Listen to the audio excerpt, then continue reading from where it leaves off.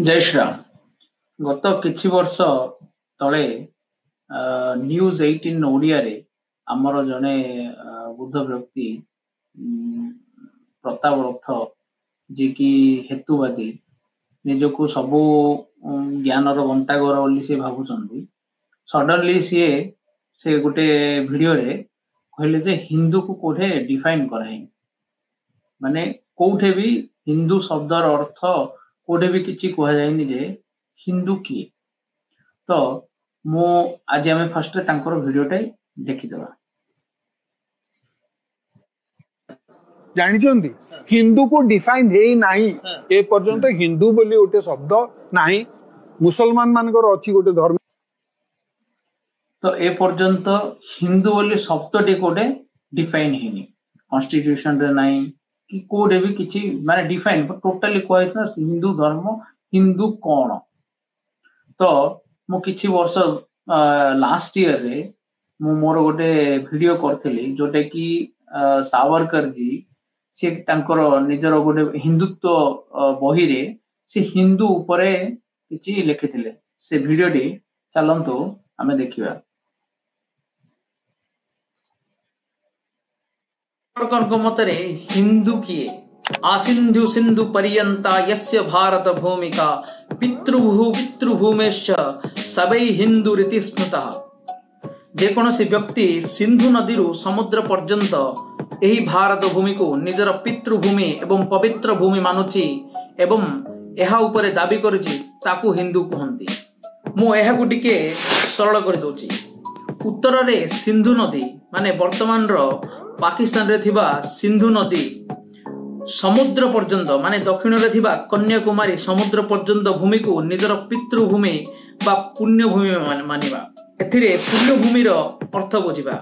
जेमिति हिंदू मानक पई चारि धाम, मुसलमान को पई मक्का मदीना एवं ख्रिस्टियन मानक पई जेरूजेलम, सेमिति सावरकरଙ୍କ मतरे गोटे हिंदू पई सिंधु नदी समुद्र पर्यंत भूमि पुण्य भूमि मानिबा उचित। ए वीडियो टी जदि आपनको भल लागिला ताहले लाइक शेयर एंड सब्सक्राइब करंतु एवं हमर सब सोशल मीडिया को फॉलो करंतु। भारत माता की। तो देखिले ना सावरकर जी कौन कहउचंदी ए वीडियो रे कि जो माने सिंधु वर्तमान सिंधु एबे कोड अछि सिंधु एबे पाकिस्तान रो अछि। सिंधु टू आरंभ करी हमर कन्याकुमारी पर्यंत जेउ माने हमर पुण्य भूमि बोली भाबे ए जो हमर लैंड को पुण्य भूमि बा पितृभूमि बोली निजर पिता मातांकर भूमि बोली भाबिबे से मानकु ही हिंदू कहउची।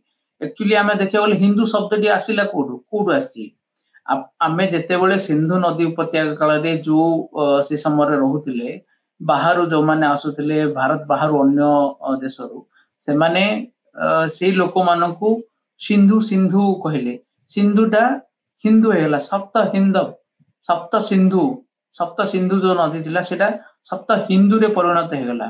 तो सेइत्रु ही हमर लोक मानकु हिंदू बोली कहा जाय। तो आर माने नै जे हम टोटली हिंदू ही नै रे हिंदू रची जो माने कि से समय रे जो प्रकार वैदिक मंत्र जो माने कि वैदिक रीतिनीति रे काम करथले से मानकु ही कॉन्स्टिट्यूशन रे हिंदू धर्म बोली हिंदू धर्मावलंबी बोली कहा गला। हिंदूटा आपण जेतबे कॉन्स्टिट्यूशन रे देखिबे सेइठे बुद्धिस्ट मानकु आउ सिख मानकु आउ हमर जो आदिवासी समस्त हिंदू रे ही जाउचंदी।